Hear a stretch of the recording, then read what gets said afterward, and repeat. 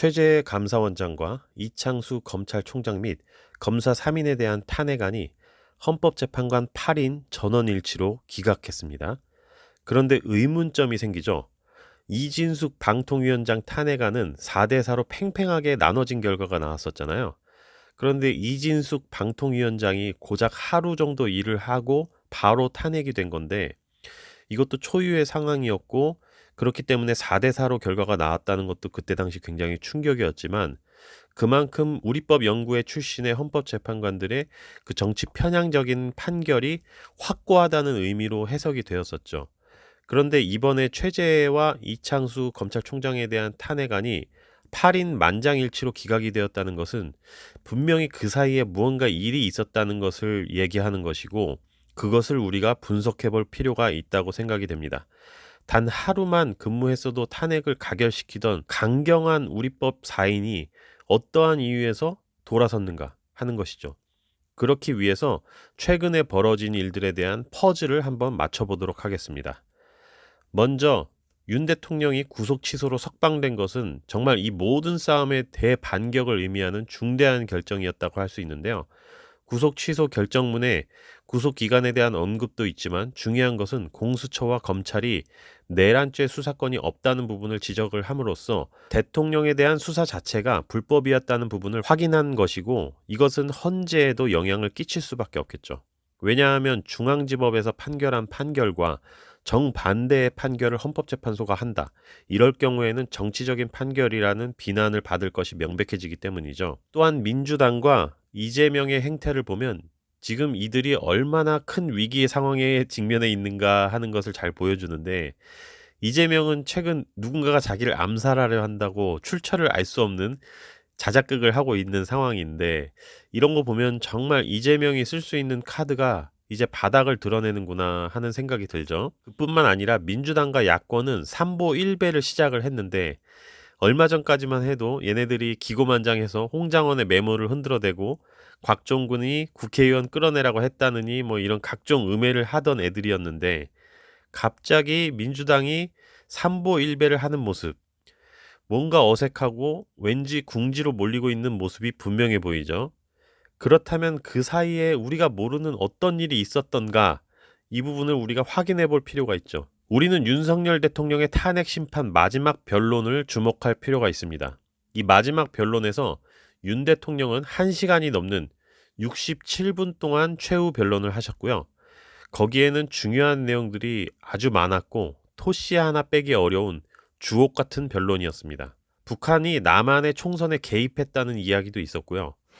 심지어 북한의 지시에 따라 총선과 대선에 개입한 정황도 드러났습니다. 지난 대선 직후에는 대통령 탄핵의 불씨를 지필하면서 구체적인 행동 지령까지 내려왔습니다. 민주당의 예산 삭감은 사람의 인체에서 두 눈을 뺀 것과 같은 국가의 눈을 뺀 것이라는 그런 비유도 있었고, 거대 야당은 핵심 국방 예산을 삭감하여 우리 군을 무력화하려 하고 있습니다. 전체 예산 가운데 겨우 0.65%만 깎았을 뿐이라고 주장합니다. 그러나 그 0.65%가 어디냐가 중요한 것입니다. 마치 사람의 두 눈을 빼놓고 몸 전체에서 겨우 눈알 2개 뺐다고 말하는 것과 같은 얘기입니다. 민주당이 거대 야당으로서 얼마나 폭주했는가 하는 부분, 민주당의 탄핵이 얼마나 심각한 허위 탄핵인지를 짚으며 검찰과 감사원장 탄핵을 직접 언급하신 부분, 국무위원들은 물론이고 방통위원장, 검사, 감사원장에 이르기까지 탄핵하고 또 탄핵했습니다. 중앙지검장 등 검사들에 대한 탄핵 심판을 재판관 여러분께서 직접 진행하시지 않았습니까? 기자회견장에서 거짓말을 했다는데 실제로는 그 기자회견장에 나오지도 않았고, 국정감사에서 허위 증언을 했다는데 정작 국정감사에 출석하지도 않았습니다. 특히 이 부분은 감사원장과 검찰총장 탄핵 심판 결과에 그대로 반영이 되었죠. 수사기관이 이렇게 날뛰는 것을 처음 본다는 대통령의 입장과 비상계엄의 정당성에 대한 언급, 계엄의 목적에 대한 언급, 적법한 절차를 지켜 국무회의를 열었다는 말씀과 제가 가장 중요하게 생각하는 포인트는 대통령으로서 국가 안보와 여러 중대한 기밀이 있기 때문에 차마 말로 다 못하는 부분들이 있지만 재판관들께서 이 부분을 이해해 주길 바란다는 그 내용과 추가적으로 서면으로 자료를 제출했으니 재판관들이 잘 판단해 봐달라는 부분이 나오는데, 존경하는 헌법재판관 여러분, 이번 심리는 내란 탄핵으로 소추한 후 심판 대상에서 내란을 삭제한 소추단 측이 제시한 쟁점 위주로 이루어지게 됐습니다.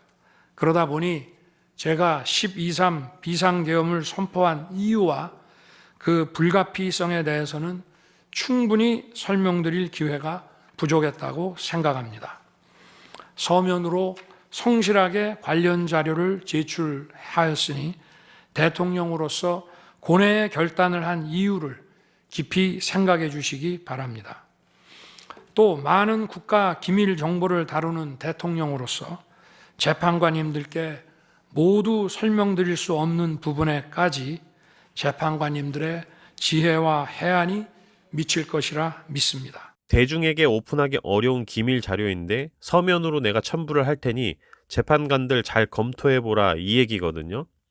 이게 짧게 지나가서 국민들이 관심을 안 가진 부분들이 있는데 저는 이게 되게 중요하다고 생각이 됩니다. 이게 무슨 내용인지 정확히 확인은 어렵지만 이게 이번 감사원장과 검찰총장 탄핵 심판 만장일치 기각에 영향을 끼친 것으로 저는 보고 있습니다. 그리고 이 내용을 파악한 이재명도 죽을 맛인 것이고요. 저는 이 부분이 중국인 간첩단 체포와 관련된 것으로 예측을 하는데, 이걸 세상에 오픈하기에는 아직 시점이 이르다 판단한 대통령께서 서면으로 재판관들 니네만 보라고 첨부를 하였고, 이거 오픈되면 다 죽는구나 판단한 우리법 4인이 결국 다 돌아선 게 아닌가 하는 것이죠. 그것을 뒷받침해 줄 만한 내용으로 주한 중국 대사가 본국으로 보낸 동향 보고서가 찌라시 형태로 유출이 되어서 화제가 되고 있는데요. 이 동향 보고서에 아주 흥미로운 내용이 있습니다. 윤 대통령 탄핵 심판은 결국 정족수 부족으로 가결이 불가능해졌다는 내용을 담고 있고요. 윤 대통령이 복귀 후에 한국과 미국이 공동으로 부정선거 수사 결과를 발표할 것이라는 내용이 담겨 있습니다. 그것을 바탕으로 선관위에 대한 해체 작업에 착수할 것이라는 내용이 담겨 있고요. 그리고 문영배와 이미선의 임기가 끝난 후에 윤 대통령 몫의 2명의 헌법재판관을 보수 성향의 재판관으로 임명을 하게 될 것이고, 이후에 민주당에 대한 위헌 정당 해산 절차에 돌입할 가능성이 있다는 내용입니다. 이렇게 되면 6인 이상 가결 정족수가 채워지기 때문에 민주당이 해산될 가능성이 있다는 얘기죠. 이 내용이 주한 중국 대사가 작성한 동향 보고서가 맞다면 이 내용을 뒷받침할 만한 소스가 어딘가로부터 흘러나왔다는 얘기고, 그것이 대사의 귀에까지 들어가서 동향 보고서로 보고서가 만들어졌다는 얘기가 되는데, 이 내용이 유출될 만한 곳은 어디가 있을까 우리가 살펴보면 바로 헌법재판소밖에 없습니다. 여기에 중국인들 TF가 들어가 있잖아요. 오헌 이런 자들을 통해서 중국 대사로 유출됐을 가능성이 높다고 보고요. 이 자들이 이렇게 판단할 만한 그런 카드를 윤 대통령께서 서면으로 첨부를 했다는 이야기가 됩니다. 우리가 표면으로 드러나지 않아서 잘 확인하기는 어렵지만 일이 이렇게 수면 아래서 치열하게 진행되고 있는 상황으로 보이고, 저는 윤 대통령께서 끝내 승리하시고 자유 대한민국을 지켜낼 것이라는 확신이 있었습니다.